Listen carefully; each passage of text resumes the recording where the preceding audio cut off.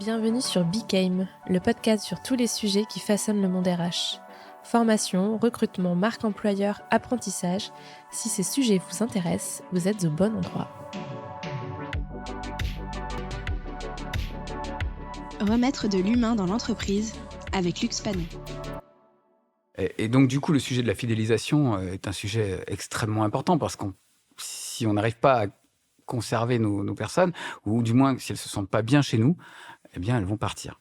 Et elles peuvent partir, et elles partent déjà, d'accord ? Donc, puisque aujourd'hui, forcément, elles sont sollicitées.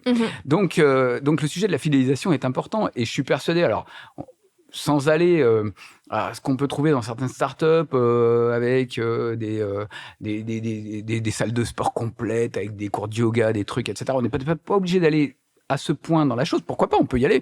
Mais en tout cas, il faut qu'on se pose la question, entreprise en mode ancienne entreprise, je ne dis pas une petite entreprise ou une jeune entreprise qui se monte aujourd'hui, il n'y a peut-être pas ces codes-là, mais en tout cas, les entreprises plus installées, il faut qu'on se pose la question, qu'est-ce qui va inciter les gens à être bien chez nous ? Et ça, aujourd'hui, en fait, quand on vit, dans les entreprises que je connais, toujours pareil, aujourd'hui, on vit ces démissions. Qu'est-ce qu'on a tendance à faire ? Tous les managers, tous les directeurs qui vivent ces démissions à la pelle, il y en a beaucoup. Eh bien, en fait, on est aigri, on va dire. Tu vois, on se dit... Ah, il part, c'est quand même, il n'est pas fidèle. Ah, il part, quelle ingratitude après tout ce que je lui ai donné.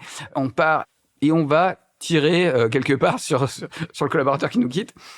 Au lieu de quelque part se dire, bon, tu pars, explique-moi pourquoi tu pars, je suis super content pour toi, c'est une belle opportunité, au revoir, garder un bon contact. Je trouve que je lis beaucoup de choses sur LinkedIn sur ce sujet-là.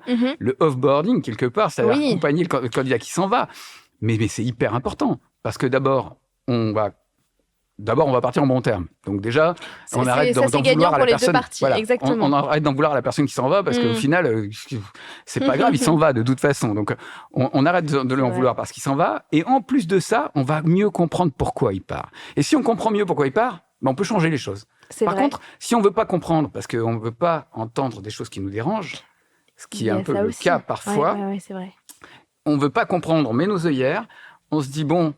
Il part pour le salaire, ou il part parce que pour quelque chose d'autre, il part pour... Voilà, on ne veut pas comprendre. Mais parfois, il part peut-être pas pour le salaire, il part peut-être pour le manager. Et si la personne part à cause de son manager, et si ça fait plusieurs personnes qui partent à cause du même manager, est-ce que l'entreprise n'aurait pas des questions à se poser quelque part là-dessus ? Bien sûr. Et aujourd'hui, on ferme les yeux, et souvent, dans les entreprises, je parle dans lesquelles j'ai travaillé, et on ferme les yeux sur les choses pour pas se poser les bonnes questions. Et quelque part, ça nous empêche de trouver les bonnes réponses. Puisqu'en fait, on va pas connaître les vraies raisons de départ. On va se focaliser sur des petites choses. Ouais, et puis, on traite pas les vrais sujets. Donc là, pour revenir, parce que je suis parti très loin, désolé. Non, mais c'est très intéressant. Mais voilà. Mais pour revenir à notre sujet, qui est la formation pourrait permettre de fidéliser, moi, je suis convaincu qu'une personne qui a, mais j'en suis vraiment persuadé, une personne qui aime transmettre, à qui l'on donne un espace d'expression pour transmettre à ses collègues son savoir, mais je suis convaincu que c'est un plus indéniable et qu'il n'est pas sûr de le trouver ailleurs. Et que là, il réfléchira peut-être à 2 fois avant de nous présenter à sa démission. Parce qu'il existe au-delà de son poste uniquement. Oui, en fait, ça crée un espèce de cercle vertueux qui est je transmets des connaissances, j'ai de l'expertise, je me responsabilise, donc je m'engage, je suis reconnue, donc je suis à ma place, donc je me sens bien, donc je tisse aussi mes liens avec les collaborateurs au sein de l'entreprise. Exactement. Et pour le coup, là, peut-être qu'il y a...